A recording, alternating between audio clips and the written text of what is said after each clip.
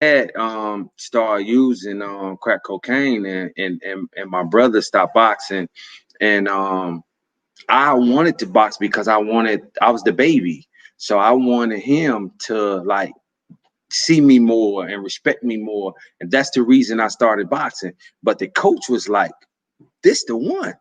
I'm getting roughed off by all the kids and whatnot, but I'm coming every day. I got my bag, man. I'm trying to see him again, coach. And my career started to take off, and I started to take off, and I got a chance in 1998. They sent me to see Angelo Dundee, Mm. and he told the people that this kid is ready for the pros. So when I came home, actually I knew my father used, but I had never saw him use. Mhm. And for the first time in my life, and this is my first time revealing this, Mhm. it was the first time that I saw him use and be, and I was so happy to tell him what Angelo Dundee said. And I went into a place where he was at, and I called him in the act, and I grabbed him, and I respected him so much, and I just said, "Man, please." And I watched my daddy quit cold turkey from there, and we started going to the gym every day, and I turned pro. And guess what?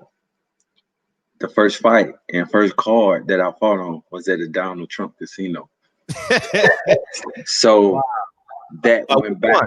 to where we got 20 years later now to where Mhm. he gave me a clemency. Once again, man, I love Donald J. Trump. He listen, Yeah, you got it's every reason. it's so much a part of everything that I got going on right now. Mhm. His hand is all over it. Mhm. Miss Alice Johnson, I never spoke to this woman until October the 22nd, 2020. It was my first time ever speaking to this lady. This lady cried to President Donald Trump about giving me a clemency. She Mm. said, I read every paper about you. I read every trial transcript about you. And she said, God told me that you were the one. And she fought for me to the president of the United States of America. And he read my petition. And that's how I'm here today. So back to my story, with my dad, I turned pro out of high school. Mhm. I became like 6, 7, and 0. Things got bad. I come from Gary, Indiana. I took a Mhm. shortcut. I got caught. I chose to stand up and take responsibility for the crimes that I committed. And the government said, no, you either gonna do this or you're gonna go to trial. Well, I said, well, listen, I'm a man. I broke the law. I can do what I did. So I guess I gotta go to trial because I can't lie on other people. And they gave me not one life sentence, but two life sentences at the age of 24 years old. And I fought them. I fought them. But when I got to prison, it was a it's a whole different world there. They sent me to a maximum security prison in Terre Haute, Indiana. It was the first time I ever really saw a guy murdered without a bullet hole.